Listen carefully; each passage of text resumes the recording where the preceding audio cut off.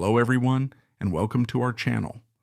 Today we're traveling back in time to honor Sister Rosetta Tharpe, a musician whose influence on modern music is immeasurable yet so often overlooked. She was more than just a talented guitarist with a powerful voice. She was a phenomenon, a trailblazer who sang with the unshakable conviction of a church choir soloist, but played her guitar with a rousing, unapologetic drive that shook even the most rigid traditions. Before Elvis was swiveling his hips, before Chuck Berry was duck-walking across the stage, and before Little Richard was commanding the mic with his piercing wails, Sister Rosetta Tharpe was already blazing that trail, introducing an ecstatic new sound that made churchgoers shout, "Hallelujah," and soon had club audiences shouting for more. The Great Migration, beginning around 1916, saw African-American families leaving the rural South for northern cities such as Chicago, Detroit, and New York in search of better opportunities. Churches in these regions became vibrant hubs, hosting dynamic revivals, concerts, and gatherings. Gospel choirs were a powerful force. They weren't just singing, they were testifying to faith, hardship, and hope. Out of these choir traditions emerged soloists with commanding voices who could raise the rafters. Some of them, like Mahalia Jackson, cemented their legacies in traditional gospel. Others, however, explored the boundaries of sacred and secular music, sometimes to the dismay of church leaders. Sister Rosetta Tharpe's life and artistry were deeply shaped by this environment. She was both a child of the church and a daring spirit who took that church-rooted fervor onto a new stage. Rosetta Newben, later known by her stage name Sister Rosetta Tharpe, was born in Cotton Plant, Arkansas in 1915. Even her date of birth would later become a subject of confusion and debate, possibly due to poor record-keeping or the way birthdays were historically documented in rural, impoverished settings. One thing is certain, the seeds of her musical genius were planted early. Her mother, Katie Bell Newben, was an evangelist and a traveling preacher who performed in churches as part of the Church of God in Christ, COGIC. In this denomination, music played a significant role in worship, and women were encouraged to preach and to lead services, somewhat unusual for the time. Katie Bell introduced young Rosetta to the guitar, an instrument that would become her iconic symbol. And from an early age, Rosetta's remarkable gift for music was evident to everyone around her. At age 4, Rosetta was already being called a child prodigy. She performed in church alongside her mother, wearing pretty dresses and pigtails, gripping a guitar almost half her size, belting out hymns and spirituals with a confidence that defied her years. Audiences were stunned, not just by the novelty of a child playing guitar, but by her soulful voice and skillful picking. It was as if music resided in her very bones. Family and friends recall that little Rosetta would practice relentlessly, often until her small fingers were calloused and sore. Music was her language, her lifeblood, and her destiny. Throughout her youth, Rosetta traveled across the South with her mother, attending revivals and gospel meetings that sometimes resembled mini concert tours more than traditional worship services. She soaked in the fervent, joyful style of COGIC gatherings, where congregants clapped, stomped, and danced in an ecstatic form of praise. This brand of gospel worship wasn't about hushed solemnity or silent reflection. It was about celebrating the divine through an outpouring of energy. Rosetta embraced every bit of that. She loved the stirring rhythms, the call and response traditions, and the profound sense of communion through music. It was in this charged atmosphere that she first encountered the power of electrifying a crowd, perhaps the earliest seed of her distinctive performance style. As she reached her teenage years, Rosetta continued honing her craft.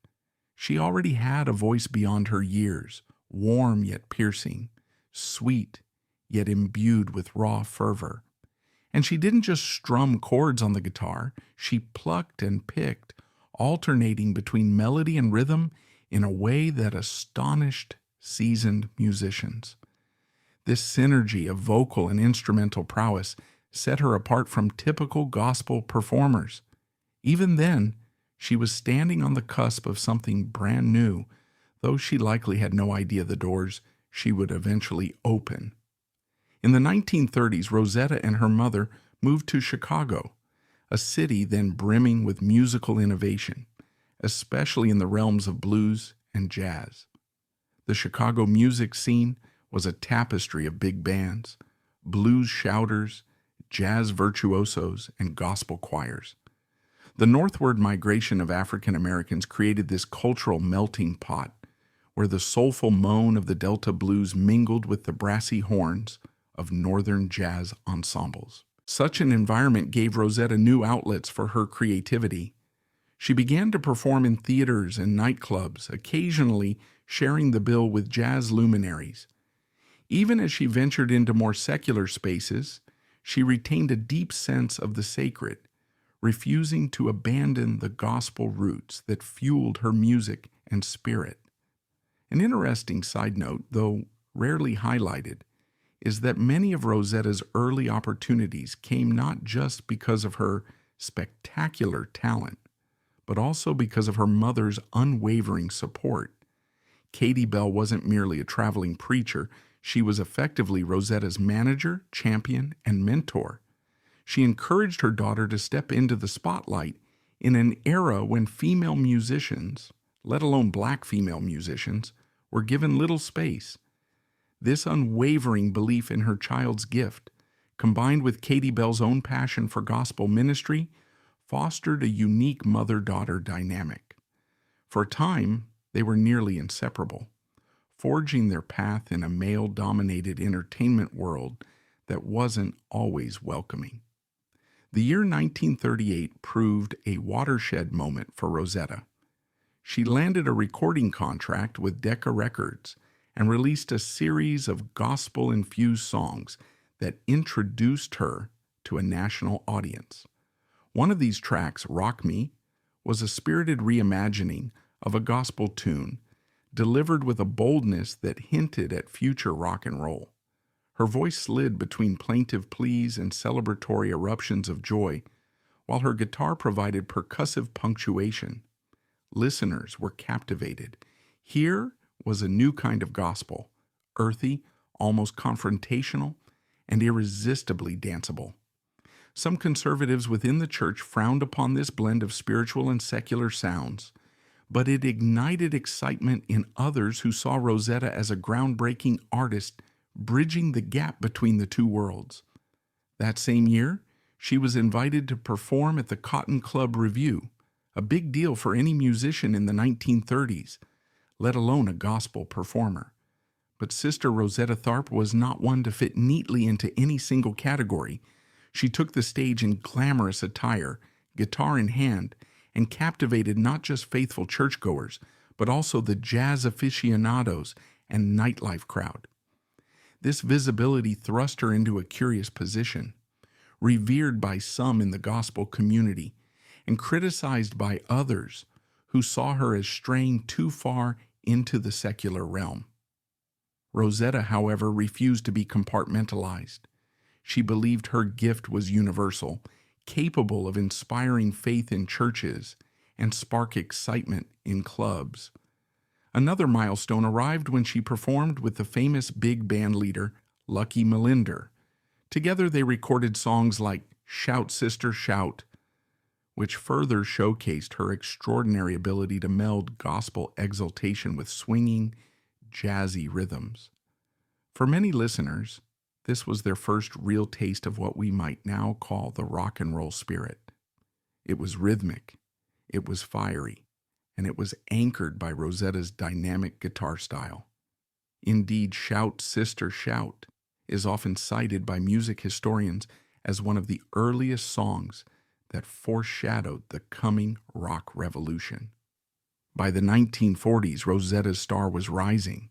She toured extensively, performing at major venues across the country. She appeared at the Apollo Theater in Harlem, a mecca for black performers, wowing audiences who came expecting standard gospel numbers but left raving about the unstoppable force that was Sister Rosetta Tharpe.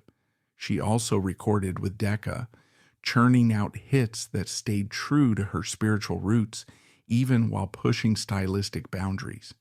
Then came World War II, and Rosetta extended her performing efforts to USO tours, entertaining troops and uplifting morale. It was during these wartime tours that her music reached an even wider demographic. Some white servicemen were hearing her for the first time, and the response was overwhelmingly positive. She'd take the stage in her usual flamboyant style, often wearing a long gown that seemed more suitable for a high society gala than a battlefield, and strum her guitar with a vigor that got everyone's blood pumping. Despite her growing fame, Rosetta's life wasn't all roaring crowds and applause. She faced persistent racism, sexism, and class barriers. Bookers and venue owners would sometimes pay her less than her white counterparts, or they'd expect her to share accommodations that were far beneath her level of success. Yet through it all, she pressed on, her music serving as both solace and statement. She believed deeply in the power of gospel, the capability of music to bridge divides, and that sense of mission propelled her forward. It's worth pausing here to reflect on the emotional toll such barriers can take. Imagine working tirelessly for years, perfecting your craft, earning acclaim, and yet still being treated as second class because of the color of your skin or the fact that you're a woman in a man's world. There were surely days when Rosetta might have wanted to give it all up, but every time she stepped on stage and felt the roar of the audience, she found reaffirmation. The stage became her pulpit, her guitar her staff, and her voice the unstoppable wind of her convictions.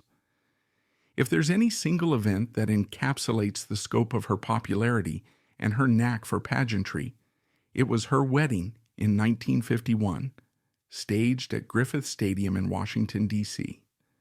This was no modest church ceremony. It was a spectacle that drew thousands of paying fans. Rosetta turned her marriage into a gospel concert on a baseball field, complete with a choir and an extended performance. Newspapers at the time noted that the bride's wedding gown glistened under the stadium lights, and that she played her guitar triumphantly, sealing her vows with a rapturous rendition of her hits. The wedding ended with a fireworks display. The entire affair was so large-scale that some criticized it as excessive or even disrespectful to the sanctity of marriage vows. But that was Sister Rosetta, unabashed, dramatic, larger than life, yet still anchored in the gospel tradition. For her, spiritual joy and celebration were inseparable, and she wanted the world to witness this union in the boldest way imaginable. Amidst the fanfare, the hits, and the record contracts, personal struggles simmered.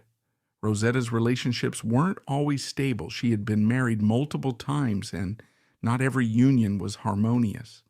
The demands of a touring schedule, combined with the complexities of living a public life, took a toll on her private affairs. Though she rarely spoke about the heartbreak and difficulties in interviews, those close to her reported that she carried her burdens with a quiet resilience. She channeled the pain into her performances, where she sang about redemption, grace, and deliverance, not just as lofty spiritual ideals, but as very real possibilities for a woman navigating a world that didn't always embrace her authenticity. As the 1950s progressed, a new wave of rock and roll luminaries stepped into the public eye: Elvis Presley, Jerry Lee Lewis, Little Richard, Chuck Berry. The mainstream press heralded them as innovators, without fully acknowledging the foundation laid by Sister Rosetta Tharpe.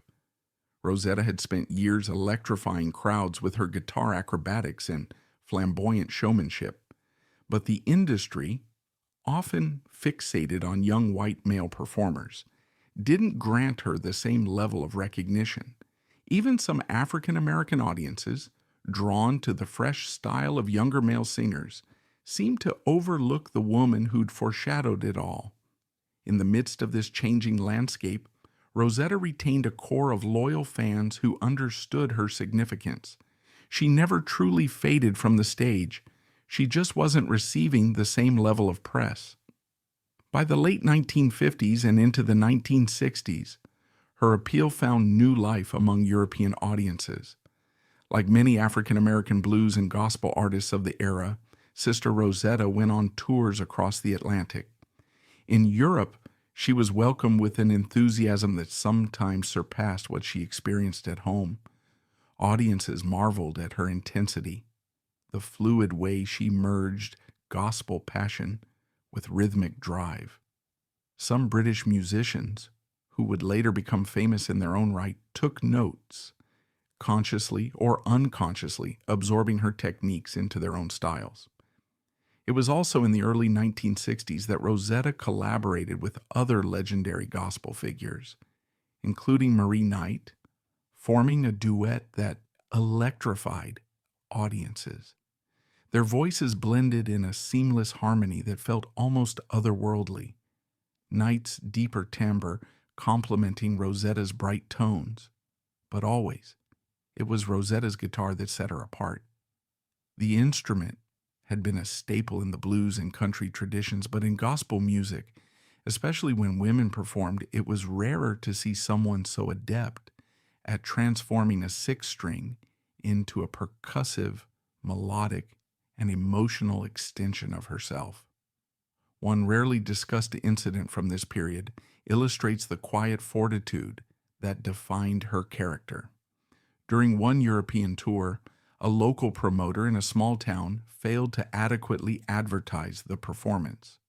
By showtime, only a handful of people were seated in the venue, huddled in coats against the chilly weather. Rosetta could have canceled. No one would have blamed her for refusing to play to a near-empty hall. Instead, she took the stage with the same zeal she would have shown in front of thousands. By the end of her set, the modest audience was on its feet, cheering and demanding encores. Word spread quickly throughout the town, and by the next night, the venue was packed. Rosetta's commitment to every listener, no matter how small the crowd, remained one of her most admired traits among those who encountered her personally. And yet, for all her resolve, the years of relentless touring, overlooked achievements, and financial instability took a toll on her. She battled health problems, including diabetes, which would lead to complications later in life. By the end of the 1960s, the music industry had changed dramatically. Psychedelic rock, Motown soul, and British rock bands dominated the charts. Sister Rosetta Tharpe, once a show-stopping phenomenon, was no longer in the mainstream conversation. She continued to perform in smaller venues, churches, and occasional revival programs, still captivating all who came to see her, but the days of widespread acclaim were waning. In 1970, Rosetta suffered a stroke, which left her weakened and temporarily sidelined from performing. Despite this, she tried to mount comebacks, driven by her unwavering faith and a lifelong desire to share her music. Though she managed a few performances, it was clear that her health was deteriorating. Another stroke in 1973 proved fatal, and on October 9th of that year, the Godmother of Rock and Roll left this world at the age of 58. Tragically, she passed in relative obscurity. Her death didn't generate the media storm it deserved, and she was laid to rest in a humble, unmarked grave in Philadelphia. The heartbreak of that final chapter is difficult to ignore. Here was a woman who had essentially birthed a musical revolution, inspiring countless artists to pick up a guitar and let loose. Yet she left the stage of life with barely a whisper from the press. It would take decades for historians, critics, and musicians to piece together the true impact of Sister Rosetta Tharpe. And once they did, a wave of posthumous recognition began to build. In the 21st century, renewed interest in her legacy led to a documentary here, an article there, and gradually a groundswell of appreciation. Artists across genres started citing her as a key influence. Little Richard, in interviews, recounted seeing Sister Rosetta perform when he was just a child and being mesmerized by her stage presence. Chuck Berry noted that Rosetta was an early figure who showed him the electric possibilities of a guitar and gospel music. Even Elvis Presley was said to have been deeply impressed by her recordings, though mainstream narratives often omitted or downplayed the connection. In 2007, a group of fans and fellow musicians funded a headstone for her grave, a belated but touching tribute to the woman who had once illuminated so many stages. In 2018, Sister Rosetta Tharpe was finally inducted into the Rock and Roll Hall of Fame under the Early Influences category. It was a moment long overdue, but also a hopeful sign that history was beginning to correct itself. Musicians at the ceremony spoke reverently of her, describing how her voice and guitar had changed everything. Some even stated that without Sister Rosetta, the entire trajectory of American popular music might have been different. In that sense, the induction was more than just an honor. It was a long-delayed acknowledgement that she belonged in the same exalted company as Elvis, Chuck Berry, and others who had, in many ways, followed her lead. Yet Sister Rosetta Tharpe's story also underscores deeper questions about how we remember and celebrate pioneers from marginalized backgrounds, especially Black women who dared to break from tradition.